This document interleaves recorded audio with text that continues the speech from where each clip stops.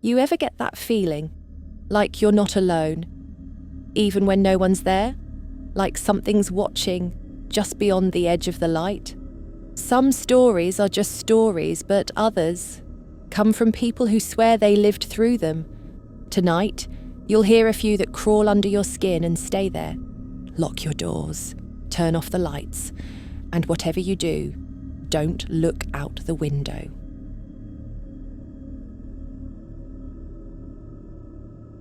The title, The Kids at the Door. I'd never heard of black-eyed children before it happened to me. Now, I don't sleep with the porch light off. Ever. It was January, and I was house-sitting for my cousin in rural Maine. She and her husband had taken a week-long cruise, and all I had to do was watch their place, feed the cat, bring in the mail, maybe shovel the walk if it snowed. The house was secluded, like a lot of homes out there. Long gravel driveway surrounded by woods on 3 sides. No neighbours within shouting distance. The first 3 nights were fine. Cold, quiet, boring. I'd microwave some soup, read, maybe watch something on Netflix before bed. The cat, Goose, was old and lazy, happy to sleep most of the day. The house creaked, but I figured that was normal. It was the 4th night that I heard the knock. Not the doorbell, just a knock. 3 soft taps on the front door. At 2:17 a.m, I figured maybe it was a neighbour with car trouble or someone who'd slid into a ditch. I grabbed my phone and a flashlight, walked to the front hallway, and looked through the peephole. 2 kids stood on the porch. A boy and a girl, maybe 9 or 10 years old. No coats, even though it was 15 degrees out. Just dark hoodies and jeans. They weren't crying, weren't shivering, just standing there. Heads down, still. Something about it immediately felt wrong. I knocked on the glass. "Hey, are you okay? You need help?" Neither of them moved. No reaction at all. I hesitated, then reached for the doorknob. But something stopped me. This wave of nausea, like my body was rejecting the idea of opening the door. My vision blurred for a second, like heat off pavement. My skin crawled. And then the girl spoke. Her voice was soft, flat, robotic. "Please let us in." That's when they looked up. Their eyes were pitch black. Not just the pupils. Everything. No whites, no colour, just 2 glossy voids. I stumbled back so hard I hit the table in the hallway and knocked over a lamp. "We can't come in unless you say it's okay," the boy said, still flat, still expressionless. I didn't answer. I didn't speak. I backed down the hallway and grabbed my phone. No signal, no Wi-Fi. Every app on my phone had glitched to a black screen. No icons, just black. I locked myself in the guest room, pulled the curtains, and waited. For hours, I sat there, heart pounding, flashlight clutched in my fist. No more knocking, no more voices, but there were sounds. Shuffling on the porch, a soft scratching along the siding, like tiny fingernails dragging slowly across the wood. I swear I heard the girl humming at one point, some strange off-key lullaby that didn't stop for almost 20 minutes. At 6:03 a.m, I finally cracked the door and peeked outside. The porch was empty, the yard was still, and everything electronic worked again. Phone, router, TV, all back to normal. The only thing left behind were 2 small footprints in the snow, barefoot, perfectly side by side. I didn't go outside. I didn't even open the door. I just sat at the kitchen table until the sun came up all the way. Then fed Goose and made myself coffee with hands that wouldn't stop shaking. That morning, I walked the property to make sure everything was still locked. That's when I noticed something worse than the footprints. All the windows on the first floor, every single one, had tiny fingerprints on the glass, smudged and black, like ash I scrubbed them off, but it took a weird amount of effort, like they didn't want to come off. I told my cousin when she got back. She didn't laugh. Instead, she told me something her neighbour had warned her about when they moved in. "Don't open the door after midnight," the neighbour had said, especially if they're kids, especially if they don't look quite right. Apparently, others had seen things too. Shadows in the trees, kids standing at the edge of the woods, just watching. A retired couple 2 roads over had moved out after their son saw a child standing in the backyard at 3 a.m, staring into the house for over an hour. I don't know what I saw that night, but I never said yes, and I'm pretty sure that's the only reason I'm still here. 2 years later, I moved out west. I live in a busy apartment building now, with people on all sides and streetlights everywhere. But some nights, especially in winter, I still wake up around 2 a.m, not from a nightmare, just awake.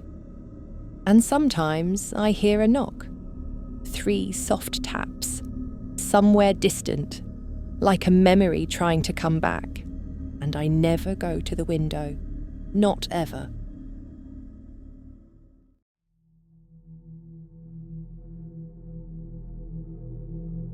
I've always been a night walker. Insomnia's been part of my life since college.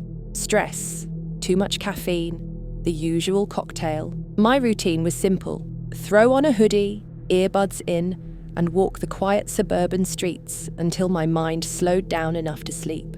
Our neighbourhood was safe. Nothing ever really happened there until the night it did. It was just past 2 a.m, cold, but not freezing. The streets were empty, most houses dark, except for the occasional porch light. I was a mile from home when I saw him. He was standing under the street lamp on Darrow Lane, a long, empty stretch that ends at a cul-de-sac. At first, I thought it was someone out for a smoke. He had this lanky frame, way too thin, and was dressed all wrong for the cold. No coat, just black pants and a pale button-up shirt, like he'd stepped out of a 1950s yearbook. And he was smiling. Not a friendly smile. A fixed one. Wide. Too wide. Like his face was stuck that way. His eyes were wide too, almost bugged out, with a glassy stare that never blinked. I slowed down, pulled one earbud out. He didn't move, just kept smiling under that flickering street lamp. I crossed the street. Instinct, I guess. Gave him space. Still, I watched him from the corner of my eye. He didn't blink. He didn't shift his weight or look away, just that frozen grin. I kept walking. After half a block, I looked back. He was still there, but now he was facing me. Not turned, not pivoted. Facing. Like he'd been that way the whole time. I picked up the pace. Every block or so, I'd glance behind me. Each time, he was closer. Not walking, not running. Just there. Under another street lamp. Standing dead still. Grinning. I broke into a jog. No shame about it. Something primal kicked in. Every sense screamed that something was wrong, even if I couldn't explain it. Half a mile from home, I turned a corner fast and ran straight into him. I swear to God, 1 second the sidewalk was empty. The next, he was there, grinning, his head tilted slightly, like a curious dog. He leaned forward, slow, until his face was inches from mine, and then he opened his mouth, wide, wider than anyone should be able to, no sound. Just this silent, impossible smile, stretching farther and farther until his lips cracked and bled. I screamed, pushed him, bolted. I didn't look back again until I was on my porch, fumbling with my keys, when I finally turned around. He was gone. Just gone. No footsteps, no silhouette, nothing. I barely slept that night. The next morning, I found footprints in the frost on my lawn, barefoot, long, like his feet were too big for his body. The prints led in a full circle around the house, around the bedroom window. I haven't walked at night since, but sometimes I catch a glimpse of him, out the corner of my eye, across a parking lot, or in the reflection of a bus window. And he's always smiling, waiting for me to smile back. A few weeks after the first encounter, things started happening inside the house. At first, it was little things, the hallway light flickering, even though I changed the bulb, the security camera on my doorbell app going static from 2 to 3 a.m. every night. One morning, I found my front door unlocked, even though I always deadbolt it. Then I found the Polaroid. It was slipped under my doormat, a photo of me sleeping. The angle was from outside the window. I don't even own a Polaroid camera. I showed it to the cops. They didn't take it seriously. Maybe a prank, they said. Suggested I stay with family if I was spooked. That night, I installed more cameras, motion lights, extra locks. But deep down, I knew it wouldn't matter. Because at 3:11 a.m, I woke up to the sound of breathing, heavy, laboured, just beyond my bedroom door. I didn't move, didn't even blink, just listened. And then, laughter. Soft, strained, like someone trying to hold it in. Followed by 3 deliberate knocks. I lay there until the sun came up. When I finally opened the door, nothing was there. Except for another Polaroid. This one showed my bedroom door, the one I had just opened. I've moved since. New city, big building, top floor with no direct street access. But sometimes, when I look out the window just before bed, there's a figure on the sidewalk below, still, grinning, head tilted. And even from 9 stories up, I swear he sees me. So I draw the curtains, and I never, ever smile back.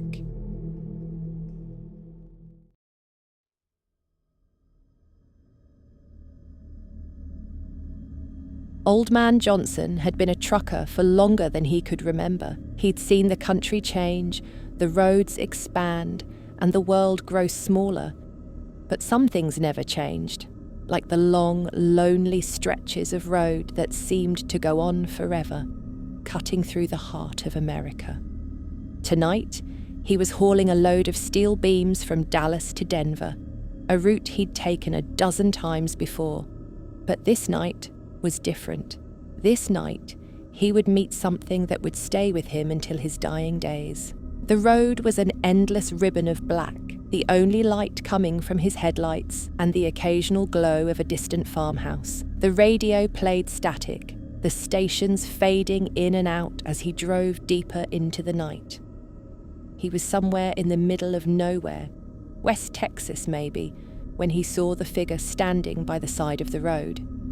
At first, he thought it was a trick of the light, a shadow cast by the headlights. But as he got closer, he saw that it was a person. A man, his thumb out, hitchhiking.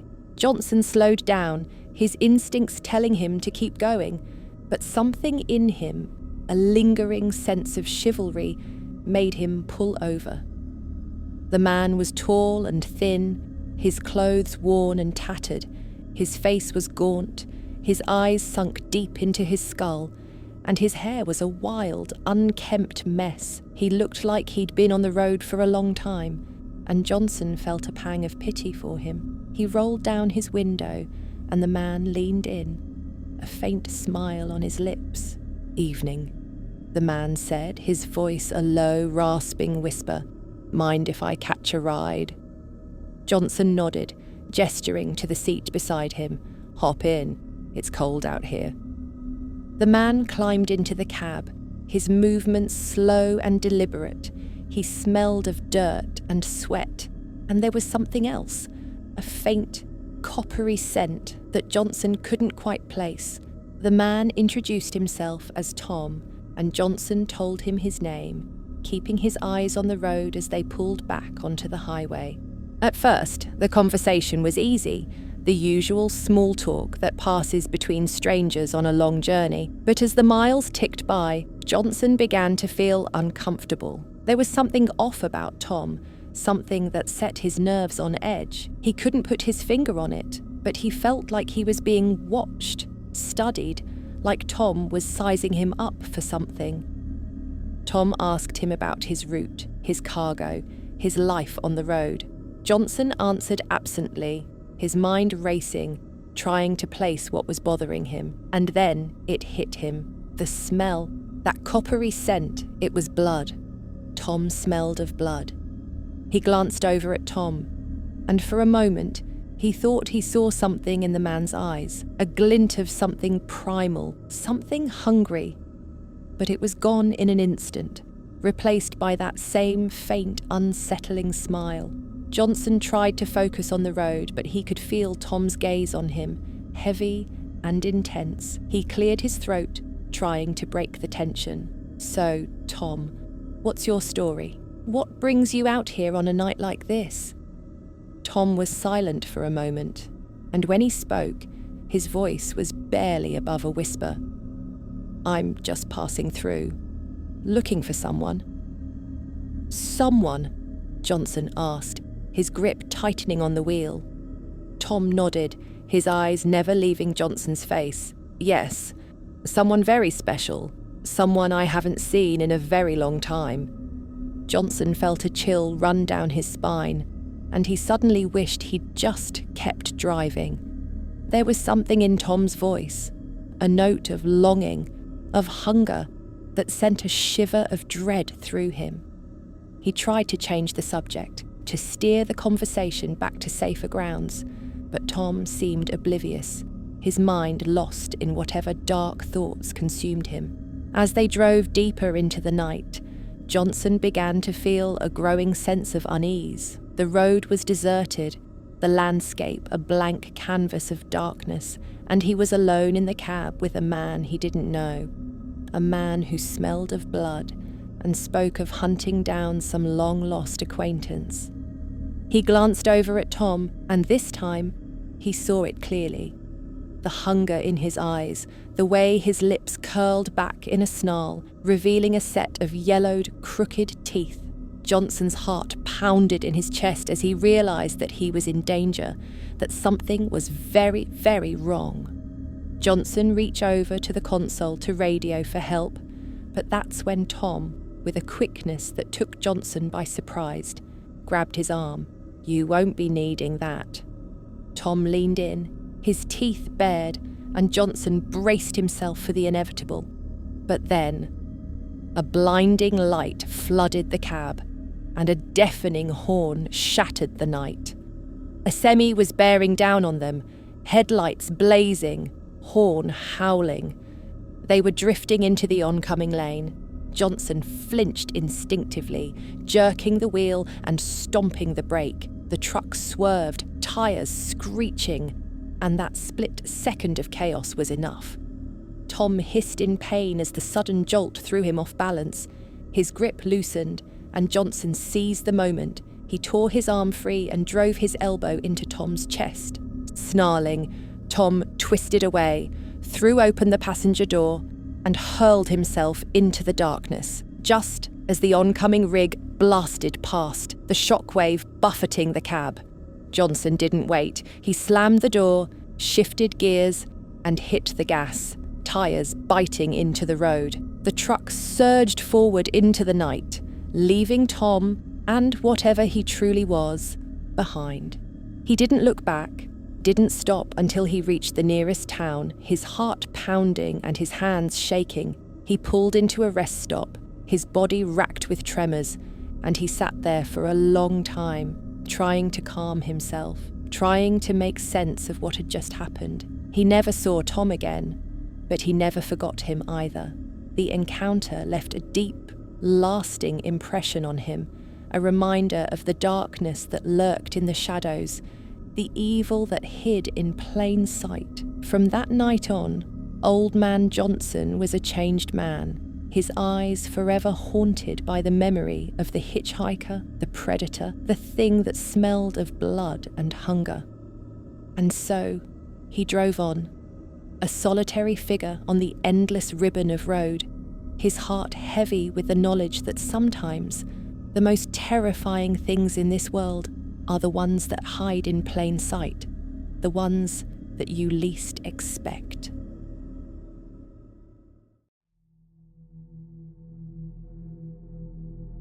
I grew up on the edge of the Navajo Nation in northern Arizona. My grandfather was full-blooded Diné, and though he didn't talk much about the old ways, he believed in them. He believed in the holy people, in the spirits, and in things he only referred to as dark walkers. He never said the word out loud, but we all knew what he meant. I was 17, the first time I saw something I still can't explain. It was early November, cold enough that the wind cut when it blew. We lived in a small ranch house outside Tuba City with a chicken coop out back and a chain-link fence that ran the property. Beyond that was desert, nothing but rock, mesquite, and silence for miles. My dad kept a few goats and an old truck that never ran right.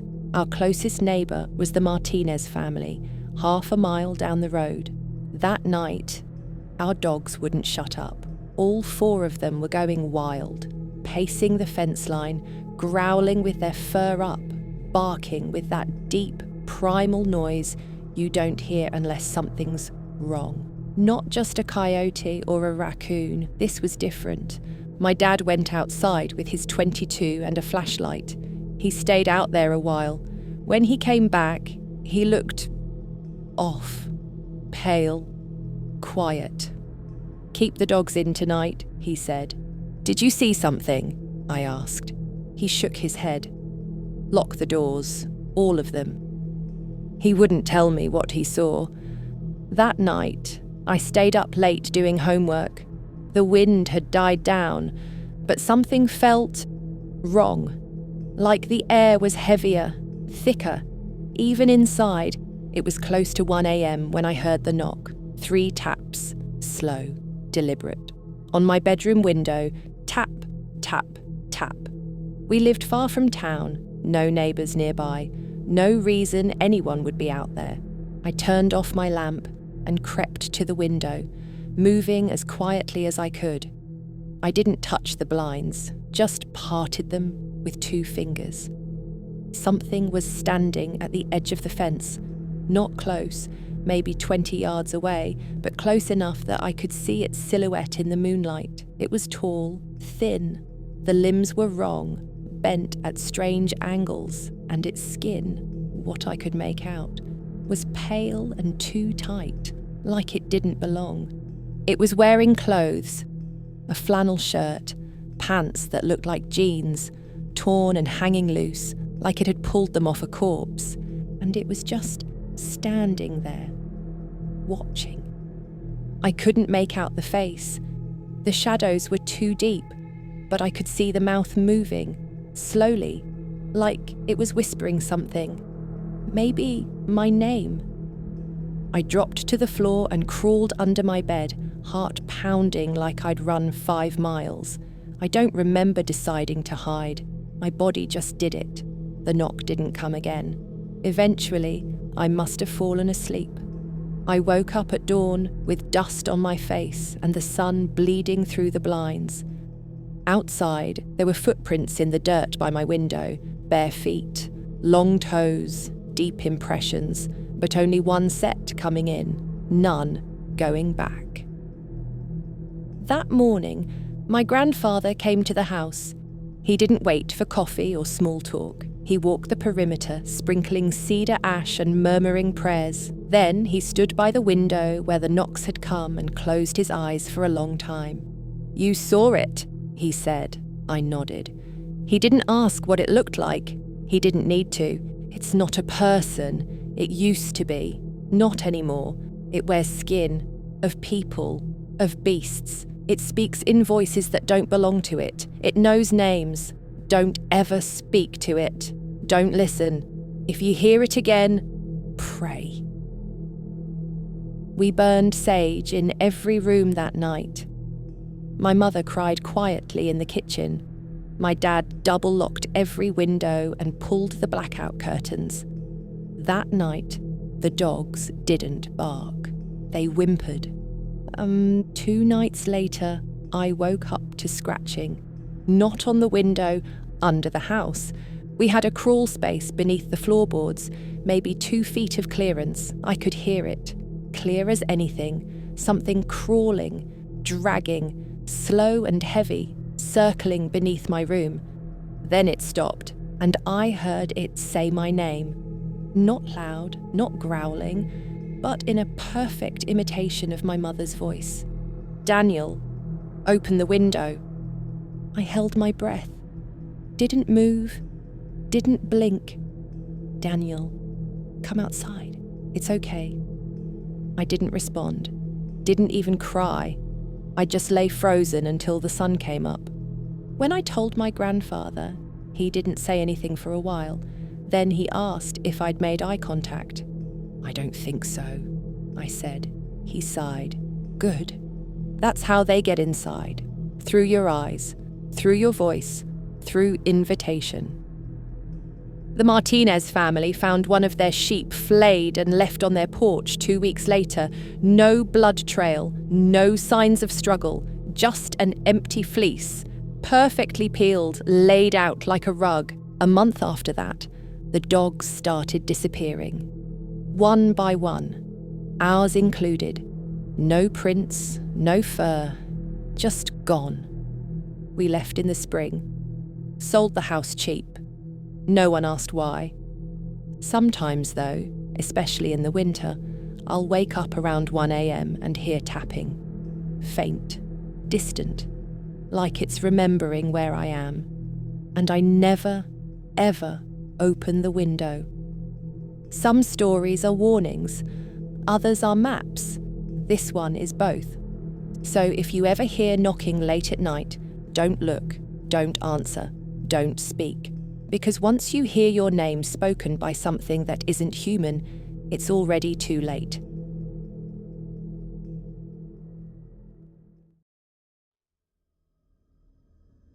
I've told this story only a handful of times, mostly to close friends, and even then, I leave out the parts that still terrify me. But since you want the whole thing, I'll tell you exactly what happened that weekend. A couple of months ago, I decided to take a solo camping trip. I'd been feeling overwhelmed with work and life and needed to escape. There's a state park about 2 hours from my place. Dense woods, winding trails, the kind of place where cell service fades and the noise of the city dies away. I'd camped there before, so I thought it was safe. I arrived early afternoon on a Friday, set up my tent in a small clearing surrounded by towering pines, and spent the day hiking and enjoying the quiet. The first night was perfect. Clear skies, stars scattered like diamonds, the occasional hoot of an owl. I fell asleep easily. But then came the second night. Around midnight, I woke up suddenly. At first, I thought it was just the usual sounds of the forest, a raccoon rummaging through the bushes or wind rustling the leaves. But then I heard it clearly. Footsteps, crunching leaves, slow, heavy, deliberate footsteps circling my tent. I froze. My heart slammed against my ribs. I reached for my flashlight on the ground beside me, but my hands trembled so much I almost dropped it. I whispered, "Hello?" hoping against hope it was another camper or a park ranger. No answer, just the footsteps stopping for a moment, then resuming, moving closer, circling again. The beam of my flashlight cut through the darkness as I unzipped the tent quickly, prepared to confront whoever or whatever was there, but the clearing was empty. The flashlight's glow stretched over the trees, the bushes, the rocky ground. Nothing. No person, no animal, no sign of movement except for the swaying branches in the breeze. I shook my head, trying to convince myself it was a trick of my imagination, or maybe a raccoon, or the wind moving debris in the leaves. but I still felt the weight of eyes watching me. I zipped the tent back up and sat against the side, my breath visible in the cold night air. Then the footsteps started again, slower this time, almost cautious, circling my tent like a predator stalking its prey. My blood ran cold as I heard heavy breathing, low and ragged, just outside the fabric walls. I didn't dare move, and then a whisper, so soft I almost didn't hear it. "Don't move." My entire body froze. I couldn't scream, couldn't even breathe properly. Seconds felt like hours. Then silence, deafening silence. I sat in that tent until the first light of dawn crept through the trees. When I finally unzipped the tent, the clearing was empty. No footprints in the dirt, no broken branches, no sign that anyone, or anything, had been there. I packed up as fast as I could, refusing to look back. Driving home, my mind raced with questions I had no answers to. Who or what was out there? Why didn't it come closer? And most terrifying of all, why did it warn me not to move? Since that night, I haven't been back to the woods. Sometimes, when I'm alone and it's dark, I still feel the weight of unseen eyes, the quiet, stalking footsteps. And I wonder if whatever it was is still out there, watching, waiting.